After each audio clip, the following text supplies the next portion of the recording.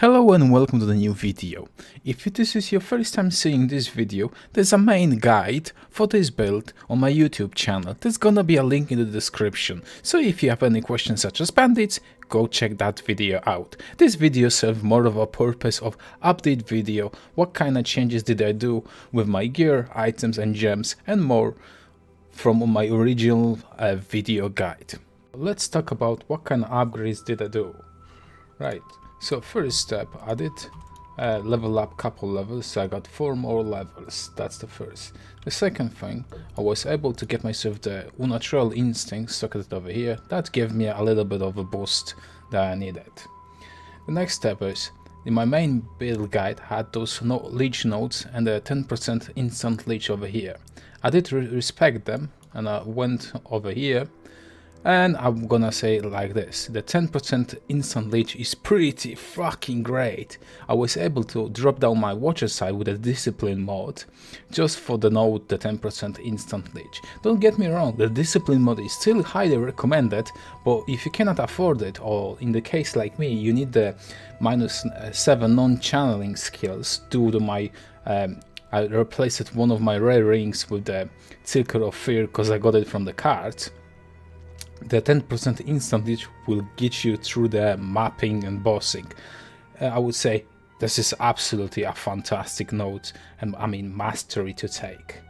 So what's next? I was able to get some Crucible passive on my cosplay, nothing too special. It's like the 0.4 crit chance really helped me out with getting my cosplay a little bit higher.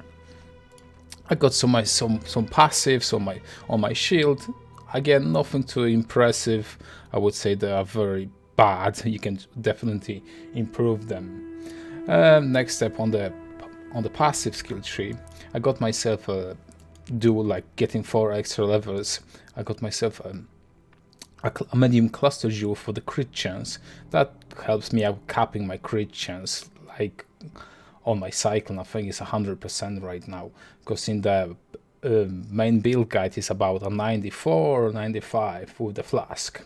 I did upgrade myself a couple of the awakened gems, such as I got where is awakened GMP. That costed a little bit, about I think I paid about 9 divines, but it's totally worth it because you get another projectile and the less damage goes a little bit lower.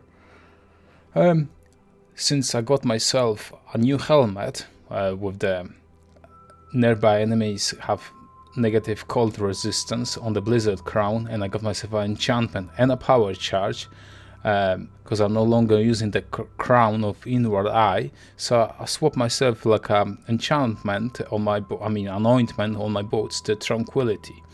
The next step, I upgraded myself the Ice Spear to Anomalous to get the extra 2 pierces.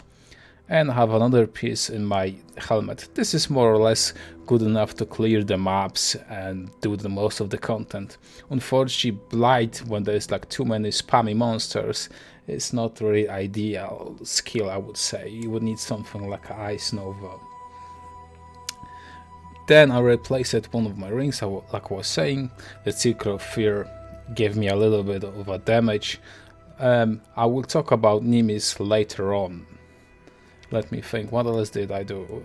Pretty much with the passive tree didn't happen too much. The items are, the flask are pretty much the same. Not much change over here. I think that would be it with the items. I did play around a little bit with the ring Nimis, and I have myself as well as Circle of Fear. So I would say the Circle of Fear, it's better than Nimis, because Nimis has a huge problem. I would demonstrate this while using the casual channeling and a slower projectile, so you can see yourself what's happening. So what does Nimis does is like fires everything in a random direction, right? If you look at it, Nimis would provide you a double damage because the projectile can go in, go out, and hit the same target twice. So you would say, oh yeah, 3 double damage. But this is not exactly the case, as the Nimis will return the projectile from the original cast. So let me just channel my Ice Spears over here. and they go back over here. So that's like a big problem of Nimis. If you get like a boss who moves around a lot, so you will just miss a lot of your damage. The advantage of the Nimis is if you're like clearing legions, like I'm doing legions on a map, it will greatly help you out clearing like the trashy mobs, clearing the legions.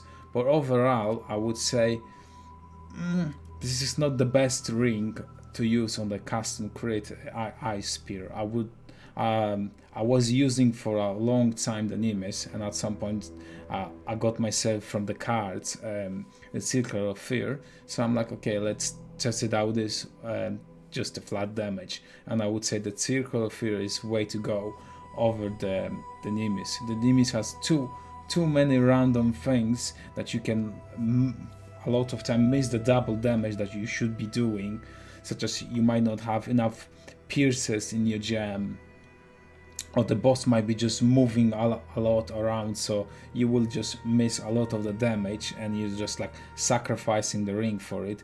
But on the Circle of Fear you can get like pretty decent implicits, such as like maybe a +1 power charge, and depending what's on the trade. So I would just stick with the Circle of Fear rather than just going for the Nimis. So the next step with the build would be something like getting yourself a Mageblood, since the Mageblood would help you out with your resistance, with your crit, curses and more. You could tweak around a lot of things, and probably at that point, if I ever gonna push the build into the Mageblood level, I would test around if getting rid of the evasion and like the grace and go determination would be like a good idea or not, because I'm not sure yet.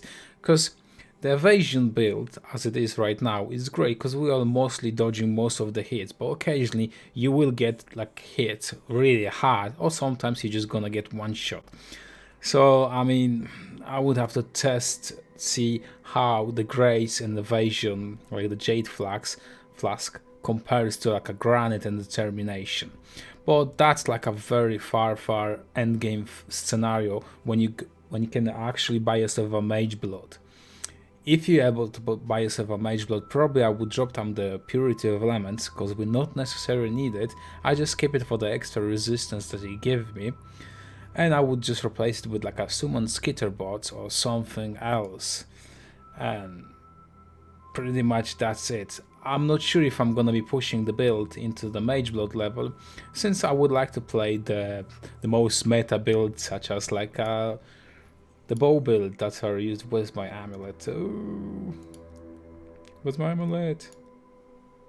There we go, with the Vengeance Cascade. So you can check me out on the live stream, and you can always ask some questions if you have. But if you see me playing Pathfinder, probably I'm gonna stop by playing my custom crit for a couple of weeks. So this invitation is my first attempt, and it's gonna be a very good experience for you to watch. Why I not necessarily recommend the Nimis, because it puts out so many projectiles that I cannot see what the Hydra is doing right now, and I'm dead. And I'm wondering to myself, okay, why did I die?